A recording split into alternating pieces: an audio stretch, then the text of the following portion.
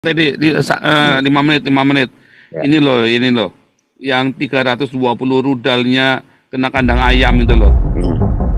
Pokoknya Hizbullah sudah nyerah. Dah ya, sudah nembak roket ya, saya tak pulang ya. Udah putus Teddy, asa lanjut, Pak Pak Paul, Teddy. udah nggak tahu lagi gimana caranya gitu. Jadi dia tuh mau menunjukkan bahwa dia masih punya gigi, masih punya biji lah istilahnya gitu ya terhadap rakyatnya gitu.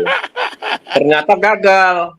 Nah akhirnya dia hanya bisa mengatakan seperti itu bahwa kita udah ya, kita pulang ya katanya Yang penting gitu. kita udah Karena udah nyerang nih, gagal, udah ya, kita udah nyerang nih. udah gagal. Padahal Israel hanya menyerang satu sorti loh Pak. Satu sorti itu berarti dia sekali berangkat menyerang, pulang nggak menyerang lagi yang kedua gitu. Biasanya kalau Israel itu perang 6 hari, satu hari itu dia bisa melakukan serangan puluhan sorti Pak. Jadi hanya mengisi bahan bakar di udara terus kemudian terus menyerang gitu. Isi amunisi menyerang. Ini enggak hanya satu sorti Pak. Itu aja berarti mungkin 200 titik itu udah hancur lebur tuh Pak Paul. Cuman mereka nggak berani kasih pengumuman aja.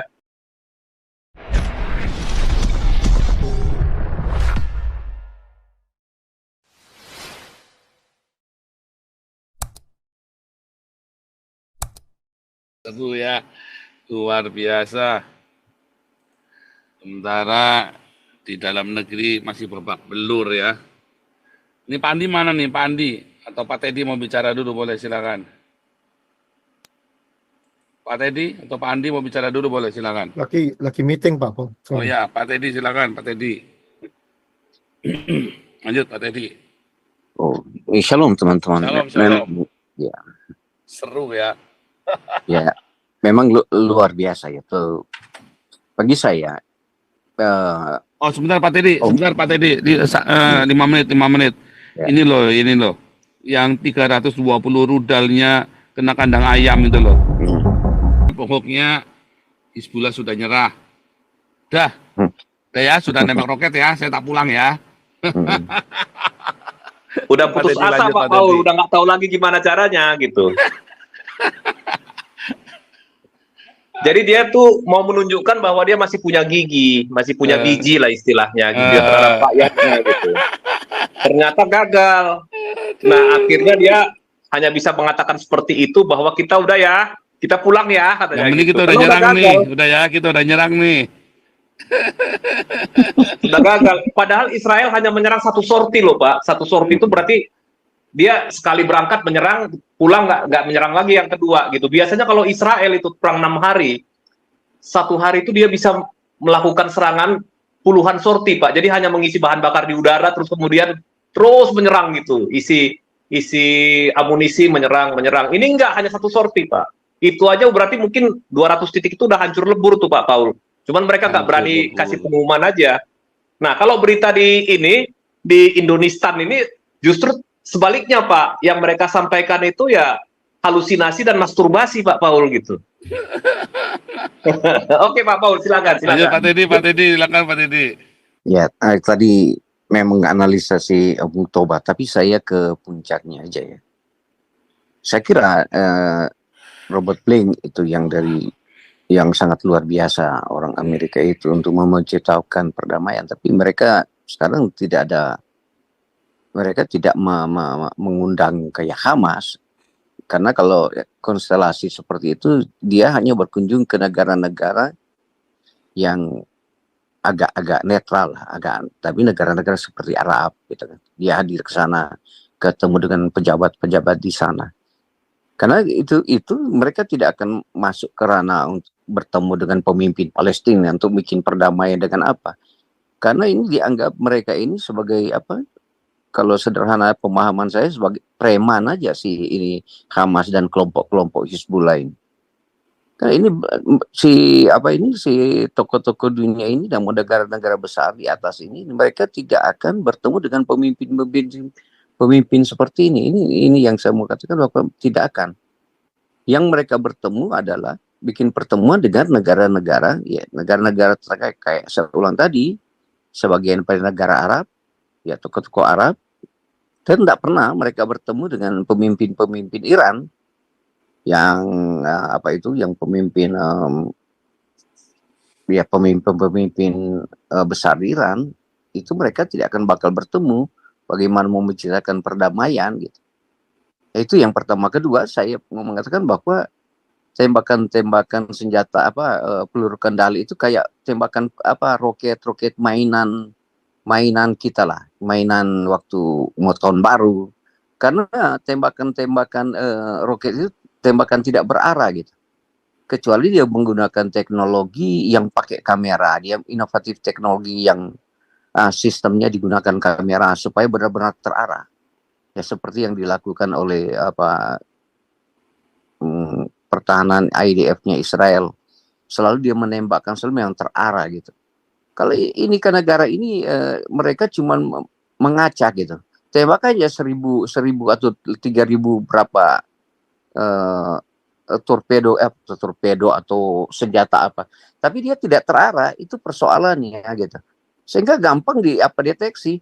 Tembakannya aja sekarang per menit itu sumbernya langsung diketahui oleh Israel di mana sumber penembakannya. Langsung pesawatnya F-16 dengan stealth-nya langsung ke situ, ke tempat itu. Ini yang mau menunjukkan memang kelemahannya sekali Palestina dan Hamas. Sekutu-sekutunya memang tidak ada teknologi yang sangat luar biasa. Itu pertama, saya mau ke puncaknya itu aja. Artinya mereka menembakkan peluru kendali itu secara acak gitu.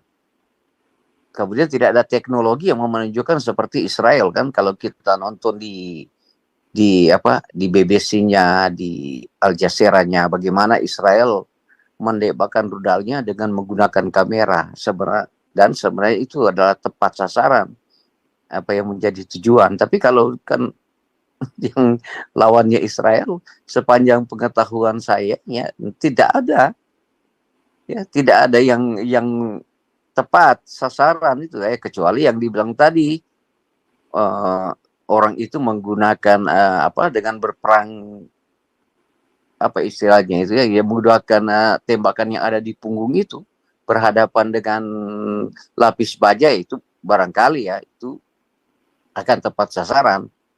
Tapi kalau roket ya saya bilang tadi acak aja. Itu pertama. Dan saya rasa ya saya bilang tadi Blinken itu, yang Robert Blinken itu bertemu dengan pejabat besar. Mereka sudah tidak menganggap ini Hamas ini siapa atau kelompok-kelompoknya. Itu kedua. Karena yang saya menyesal kemarin ya kapal minyaknya Greek itu terbakar ditembak oleh Houthi. Ya, tapi ya itu lagi persoalan internasional. Cuma sekarang yang saya jadi masalah si pemimpin Iran ini, ya, pemimpin Iran ini belum secara gamblang dia mau menyatakan telah mengirim alat perang untuk bantu, atau Iran ini belum secara signifikan karena Amerika ini lagi menunggu. Dia cuma bertemu dengan pemimpin negaranya dia di Iran itu. Dia tidak bertemu dengan pemimpin dunia, dia masih di dalam Irannya itu. Tetapi sepanjang saya menonton, dia belum mau menyatakan, memang dia busuk pada Israel, tapi dia tidak pernah menyatakan bahwa saya akan mengirimkan persenjataan begini ke Israel. Itu Israel yang tunggu-tunggu. Seandainya ini penasihat spiritual ini berani mengatakan itu, saya kira tinggal beberapa hari si penasihat spiritualnya, saya tidak mau katakan dia presiden atau kepala pemerintahan Iran, dia pemimpin spiritual, dia saya bukan katakan dia sebagai kepala pemerintahan di sana.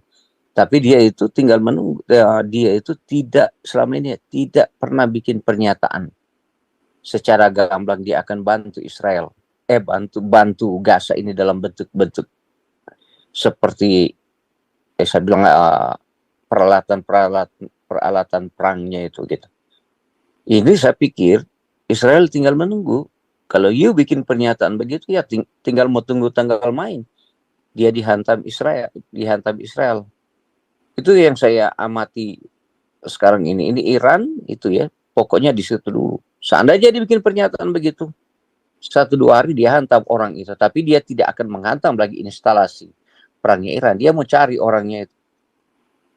Karena yang menjadi provokasi di negara-negara ini bukannya negara secara umum. Ya, coba teman-teman contoh lihat. Yang Israel hantam itu manusia secara perorangan. Dia tidak akan menghantam rakyatnya ada di sana ataupun militernya itu. Kecuali keadaan terpaksa. Mereka sudah tahu inilah sumber pusat sentral untuk pengiriman persenjataan. Nah, itu biasa Israel hantam seperti itu. Tapi kalau Israel ini tidak pernah kita melihat ada segerombolan tentara berkumpul atau segerombolan pemimpin-pemimpin yang melawan Israel. Ya. Coba teman-teman lihat, tidak pernah. Kalau saya berpikir kemarin, ini kan tokoh-tokoh musuh-musuhnya, tentunya Hizbullah ini lagi berkumpul. Pemimpin Hizbullah ini lagi berkumpul bersama dengan ratusan orang bersenjata.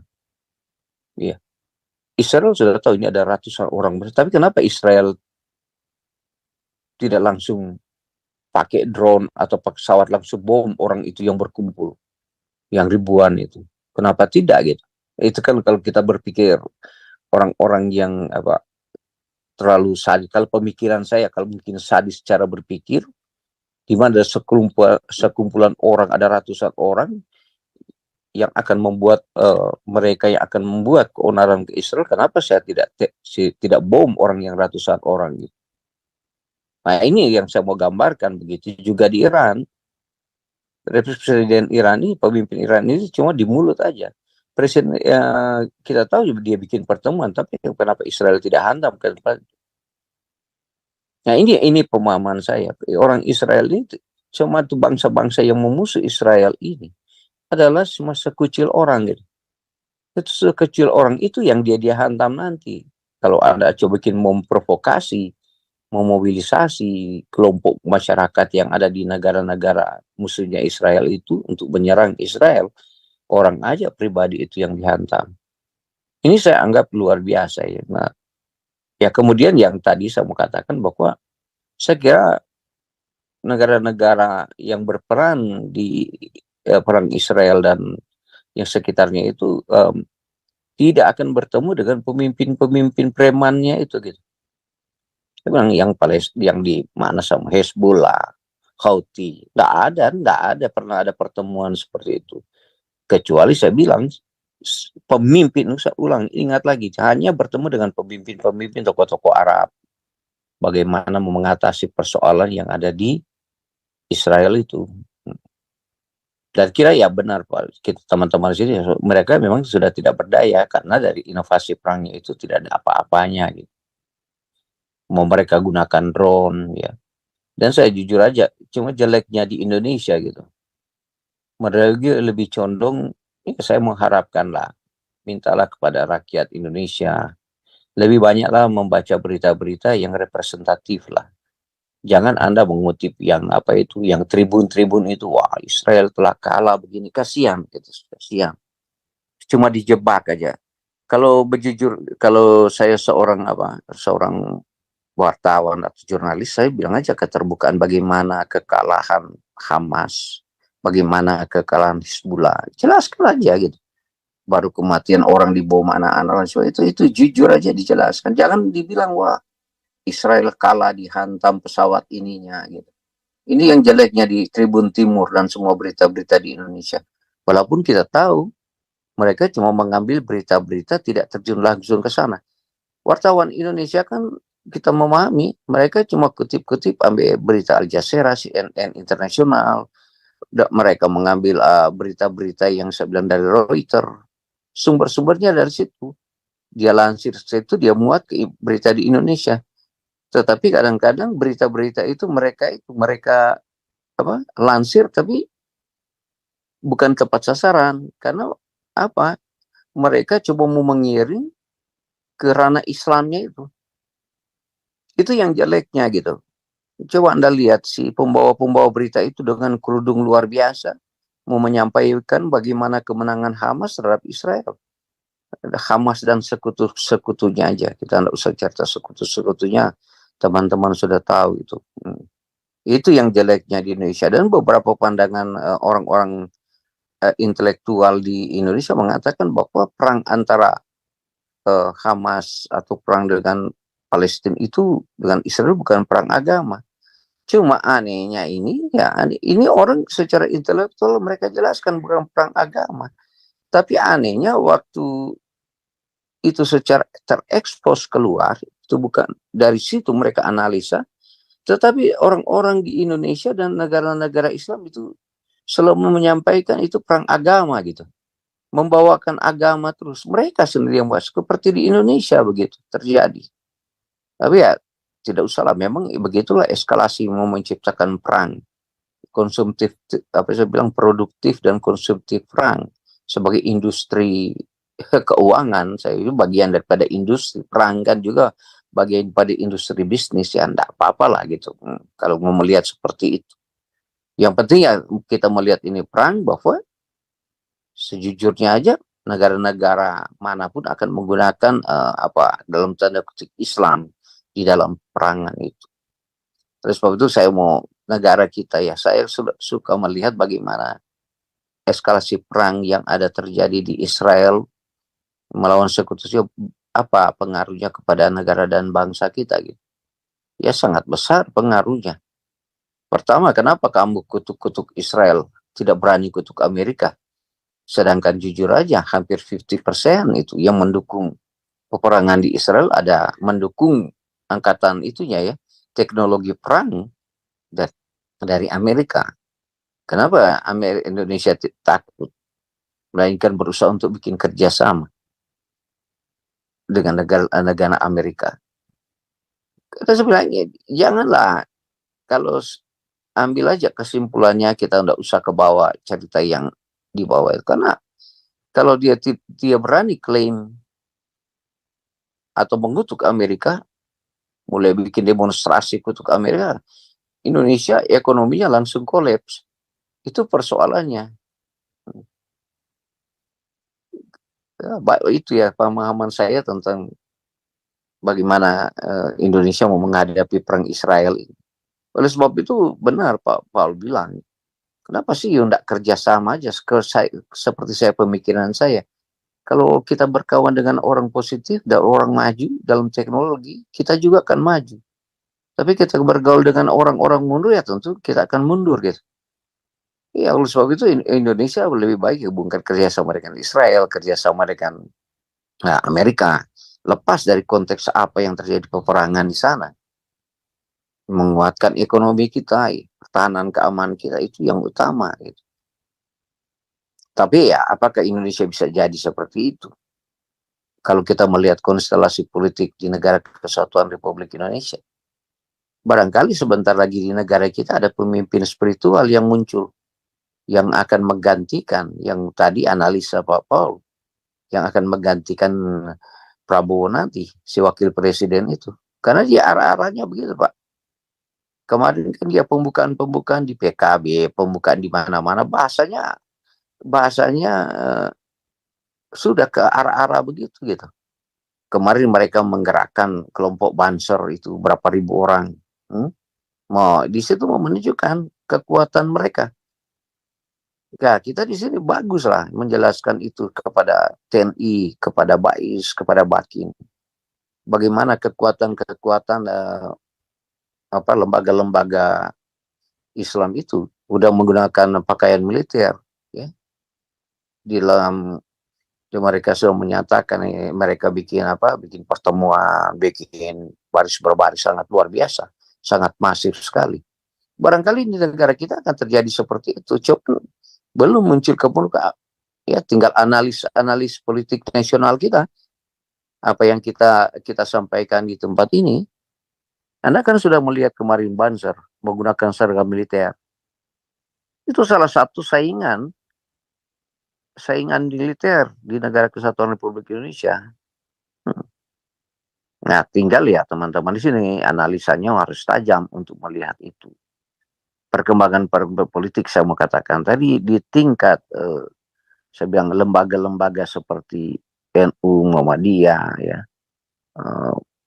Apalagi PBNU, kemudian Majelis Ulama Indonesia, lalu masih kemudian muncul di dalam dunia perpartaian di negara.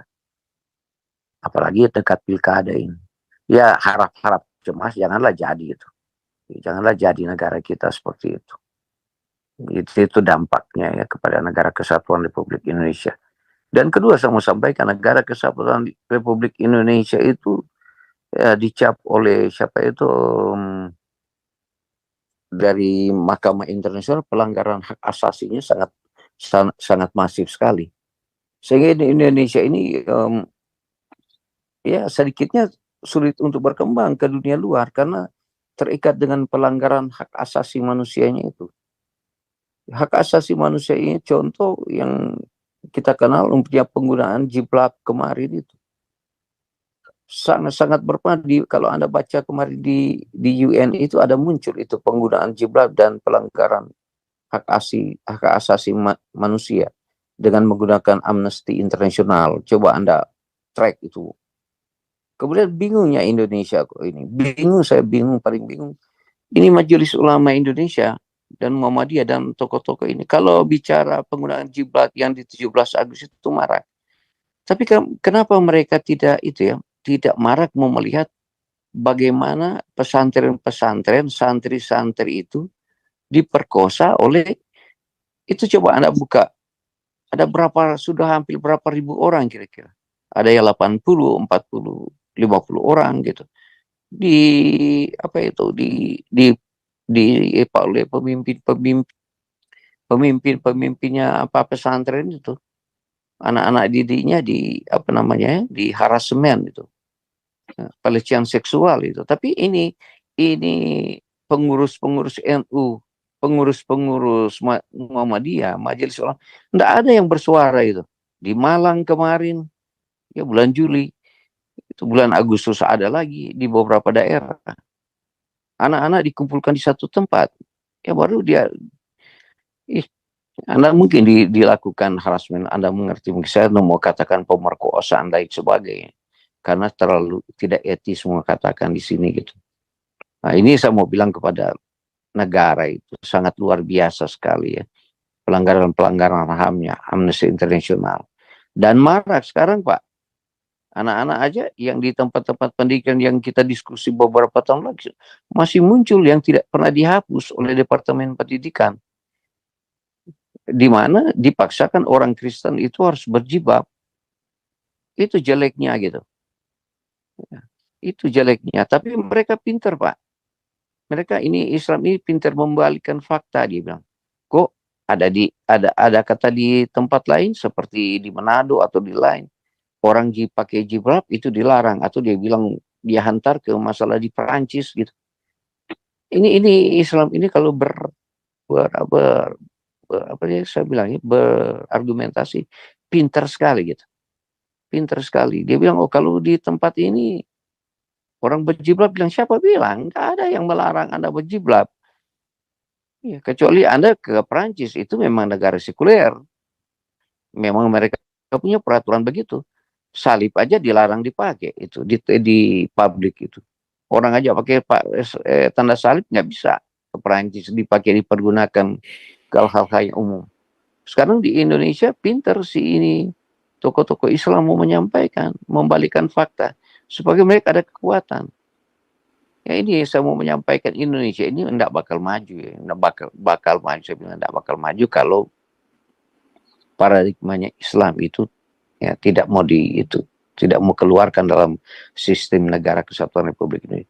Sebenarnya saya selalu mau menyampaikan ke Indonesia, walaupun Pak Paul melarang, Pak Teddy, kita ini fokus bicara Israel, bukan bicara di Indonesia. Tapi saya selalu mau menyampaikan bagaimana dampaknya perang di Israel itu dengan kelompok-kelompoknya ini berpengaruhnya di negara kesatuan Republik Indonesia. Karena sumber-sumbernya dari begitu, berita itu dia keinduksi ke Indonesia begitu. Baru kita tahu Indonesia ini enggak, saya bilang Indonesia enggak akan maju. Karena dampaknya begitu, pengaruhnya Islam itu keras. Saya akan sampaikan kemarin dengan jelas bahwa semua anggaran negara, sebenarnya negara ini, saya bilang selalu bicara. Tapi itu saya tidak dukung pendapat Prabowo bagaimana Indonesia maju. Atau pejabat-pejabat intelektual di negara kesatuan Republik. Saya tidak terlalu Please Saya charge. mau menyampaikan bagaimana mereka menjelaskan kepada rakyat Indonesia apa sih penyebab negara kita tidak maju, apa sih kesalahan negara kita tidak maju dari zaman kemerdekaan sampai sekarang. Kenapa dia tidak mampu bersaing dengan negara-negara tetangga yang sifatnya secara sistematik maju? Kemudian negara kita, kenapa sih negara kita tidak maju? Itu yang bagus. Ada apa sih di dalam sistem salah negara kita melalui era APBN, rancangan? Ada apa sih? Itu yang bagus dianalisa. Ada kesalahan di negara kita, negara tidak maju. Kalau cuma berpikir, kayak saya menjadi seorang pejabat, kalau berpikir bagaimana merencanakan negara kita bisa maju, saya bisa gitu. Beranalisa bagaimana untuk maju ke depan. Atau yang kita atasi apa? Saya bisa itu merancang begitu. Orang-orang pintar di Indonesia begitu. Cuma mampu merencanakan bagaimana maju. Tapi kalau dia berpikir, apa sih kemunduran Indonesia? Apa sih kesalahan Indonesia? Selalu jadi kambing hitam kan. Pendidikan, hukum, ideologi. Ini orang Indonesia pintar di pejabat-pejabat ini. Mau dia politikus lah, mau dia elit lah, mau dia intelektual lah. Kadang-kadang saya bilang, ini orang berpikir mundur sekali. Saya cuma satu. Saya minta sarankan kepada cendekiawan, intelektual, elit. Please charge. Berikan suatu argumentasi kenapa sih negara kita mundur, kenapa negara kita tidak maju, ada apa sih di negara kita. Itu pertanyaan itu baru kita evaluasi mundur ke sana apa. Kalau saya cuma satu, kalau ditanya karena Islamnya ini semua RAPBN negara ompong toba, Anda coba analisa begitu. Jangan dulu kita ke sana supaya negara ini terbuka mata. Semua anggaran negara kita, semua di departemen dikebiri oleh kelompok-kelompok Islamnya ini. Ya, bentuk mereka mampu membentuk secara masif, berani membentuk yayasan-yayasan. Macam-macam yayasan dia buat. Mau yayasan-yayasan dari taman kanak-kanak sekolahnya itu ke SD, ke SMP, ke SMA. Dia bentuk yayasan untuk menjaga orang-orang terlantar, yatim piatu. Kemudian dia buka pendidikan tinggi, ya. Macam-macam dia buat. Kemudian dari semua anggaran-anggaran yang dari Departemen Sosial, dari Departemen Pendidikan, dari Departemen Agama, dari Departemen Perhubungan, dia cabik keuangan di situ. Dia kebiri itu masuk ke begitu. Apalagi di departemen yang suka buat jalan itu dan lain sebagainya, atau pembangunan lain sebagainya. Negara kita kan tidak maju dari situ. Semua anggaran negara dikebiri oleh kelompok-kelompok ini. Tetapi mereka menggunakan kekuatan-kekuatan itu sebagai alat politik, saya bilang tadi. Kalau itu dirubah di negara kita, karena persoalan kan kita, negara kita bukan persoalan politik, persoalan ekonomi aja. Seperti kita ya dalam kehidupan keluarga. Rumah tangga seperti itu. Kalau kita punya kekuatan keuangan luar biasa, negara kita, keluarga kita akan mapan itu untuk persoalan makan, hidup, lain sebagainya. Begitu juga negara. Kalau RAPBN-nya kuat, sisa anggarannya pokoknya kuat, tidak berpikir hutang, lain sebagainya, itu negara kita kuat, tidak akan terjadi gejolak apapun gitu. Itu persoalannya. Saya bilang cuma satu narasi. Lepaskanlah negara ini dari persoalan-persoalan